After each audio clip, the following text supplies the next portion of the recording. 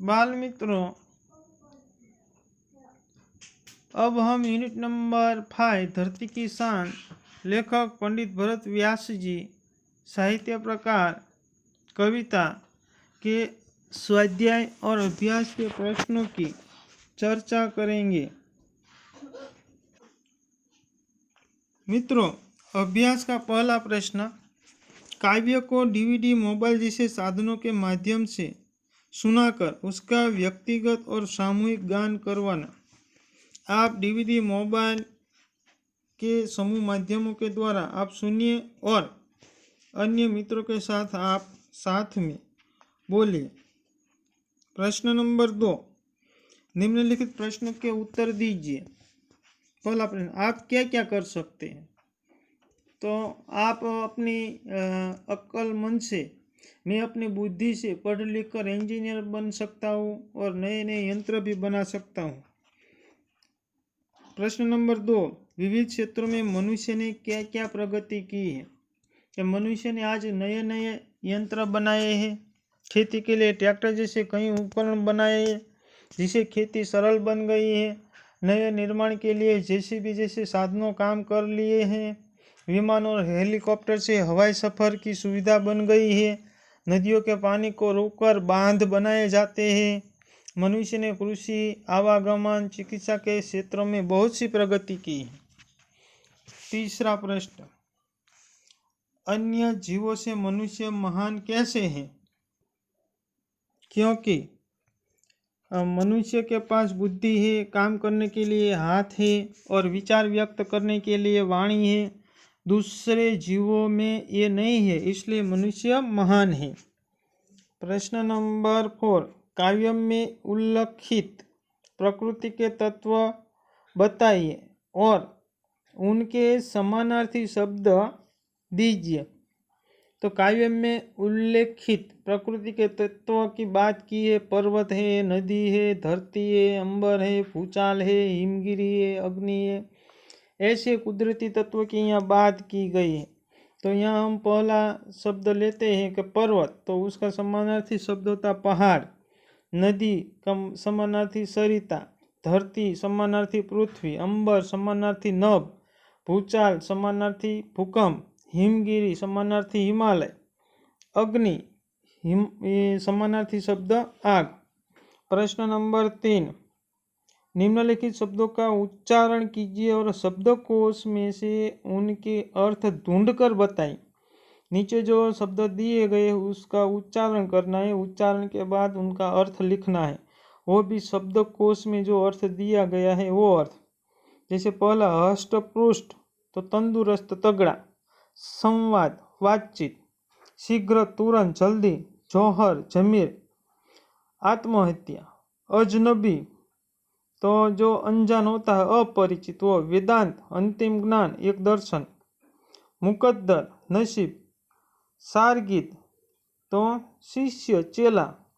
वृत्ति, जीविका। स्पष्ट એટલે साफ। निम्नलिखित काव्य पंक्ति का भावार्थ बताइए। पृथ्वी के लाल तेरा हिमगिरी सा भाल, तेरी भ्रुकुटी में तांडव का ताल है। हे पृथ्वी के बेटे मनुष्य, तेरा ललाट हिमालय जैसा है और तेरी भ्रुकुटी में तांडव नृत्य का ताल है। दूसरा, गुरु सा मतिमान, पवन सा तू गतिमान, तेरी नभ से भी ऊंची उड़ान है। हे मनुष्य, तू गुरु जैसा बुद्धिमान है, पवन जैसा तू गतिमान है, नभ से भी ऊंची तेरी उड़ान है। कल्पना शक्ति की यहाँ बात की गई है। आगे हम देखते हैं, स्वाध्याय की बात करते हैं। स्वाध्याय का पहला प्रश्न हम देखें तो, मनुष्य क्या क्या कर सकता है? मनुष्य शू शू करी सके? काव्यना संदर्भ में आप लिख सकते हैं। पर्वत पहाड़ को तोड़ सकता है, नदियों के मुख का प्रभाव बदल सकता है, मिट्टी में से अमरूद निचोड़ सकता है, धरती को आकाश से जोड़ सकता है, ऐसे कार्य कर सकता है। मनुष्य युग का आह्वान कैसे कर सकता है? मनुष्य अपने बुद्धि और शक्ति से युग का आह्वान कर सकता है। मनुष्य यदि हिम्मत से काम ले तो क्या हो सकता है? तो मनुष्य यदि हिम्मत से काम ले तो पापों का प्रलय रुक सकता है, पशुता दूर हो सकती है। प्रश्न नंबर 2, उचित जोड़ मिलाइए। यहाँ जो 2 अ और ब दिए गए हैं उसकी जोड़ उचित बनानी है, सही जोड़ मिलानी है। मनुष्य की आत्मा में स्वयं भगवान है। मनुष्य के नयनों में ज्वाल है। मनुष्य के भ्रुकुटी में तांडव का ताल है। मनुष्य की वाणी में युग का आह्वान है। मनुष्य की छाती में महाकाल छिपा है। तो इस तरह आप जोड़े मिलाए। प्रश्न नंबर 3, निम्नलिखित प्रश्नों के सही विकल्प के सामने राइट कीजिए। मनुष्य चाहे तो काल को थाम ले। मनुष्य चाहे तो धरती को अंबर से जोड़ दे। मनुष्य चाहे तो माटी से अमृत निचोड़ दे।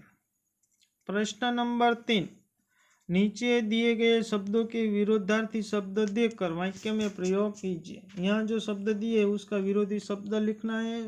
विरोधी शब्द लिखकर आपको जो विरोधी शब्द दिया गया है उसका वाक्य बनाना है।